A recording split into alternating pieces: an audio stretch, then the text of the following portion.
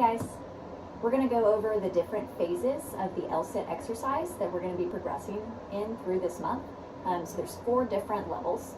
You don't have to make it through all 4. There's no judgment. All of them are good for you. All of them are going to engage this muscle, and the most important thing is for you to learn how to engage the muscle correctly and take care of your body. So you don't need to compare yourself to anybody else. You don't need to look and say, oh, that person does this amazing and I can't, so I suck. That's just not the case. So we're all starting from different places, and everybody's going to be able to engage in different ways. And this is just going to help us all level up our practice. So the first exercise we'll start with, you'll need blocks for. I recommend using cork blocks because they're a little bit denser consistency. So if you're used to the foam blocks, that will actually let your wrist sink in a little bit, and it may give you a little bit too much pressure on your wrist and cause pain. So I recommend using the cork blocks if you have them available. You can also use a hardback book or something else hard like a chair. So for our L-sit prep pose, we're going to come sitting in a staff position. So feet out straight in front of you. You're going to put your blocks right next to your hips on either side. You're going to place your hands directly down on your blocks and think about putting your weight in your fingers in this part of your hand right here rather than dumping the weight into your wrist. So we're going to press down with our hands, and that's going to lift our bottom up off the ground. And then the more important piece here is not the up, but the back. So when you're here, you're going to feel muscle engagement in your shoulders and in your latissimus dorsi, your lat muscles in the center of your back. But what we want is to specifically target the TBA. So what we're going to do once we lift up is pull the hips back as far as we can. You may feel some shaking here. I'm shaking. You can hear it in my voice. That's okay. That's your body working. So when you get back like this, you're going to feel the muscles in your side engage. You should be able to see a little bit if you zoom in, the muscle engagement here. So if you notice, it's flat right here and you don't really see any lines.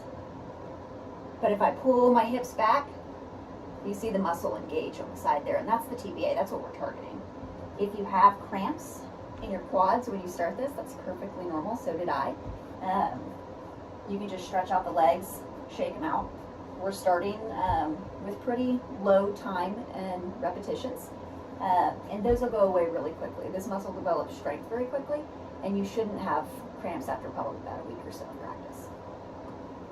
So our next step, after we do the prep on the blocks, we're going to try to lift up on the blocks, and you'll see that in the progression as we go through the challenge. When I first started training my TBA, I could lift up off the floor for about half a second and then I fell. And if you're starting there, that's perfectly normal and perfectly okay. So we'll push up, sing, pull our hips back, and then we'll engage our lat muscles between our shoulders and lift our feet up off the floor. And you'll hold this for as long as you can, and it's okay to drop down when you need to. If your legs start cramping or you give out, that's okay. But don't let go of the exercise. So stay lifted here and keep pulling your hips back, and try to stay in some version of your L-sit for the entire duration of your repetition.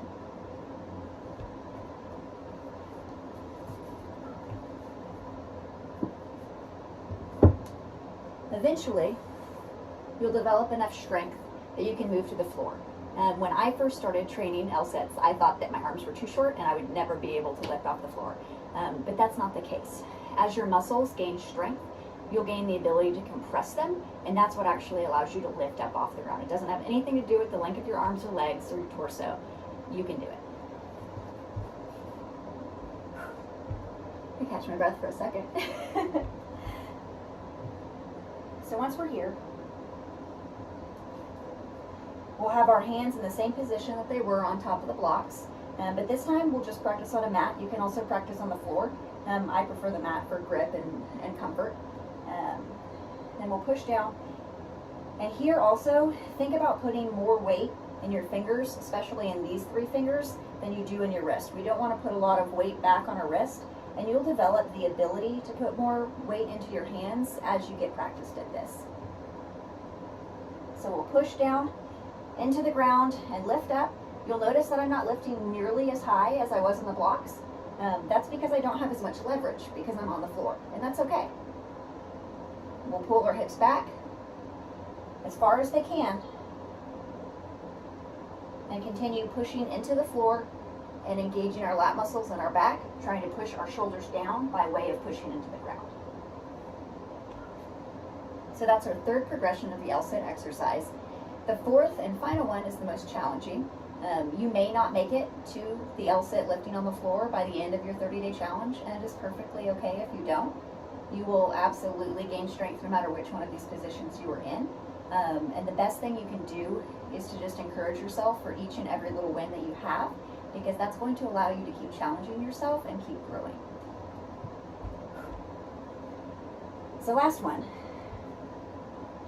We're going to repeat the same thing we did on the blocks, but this time we're going to be on the floor. It's going to be significantly more challenging because we're challenging our body with more compression because we have less leverage because we're not elevated in position.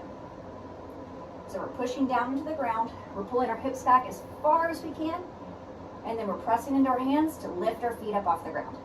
And you'll hold this for as long as you're able, and when your body needs to release, let it go. Put your heels back on the floor and continue pulling your hips back until you finish the time duration of your repetition.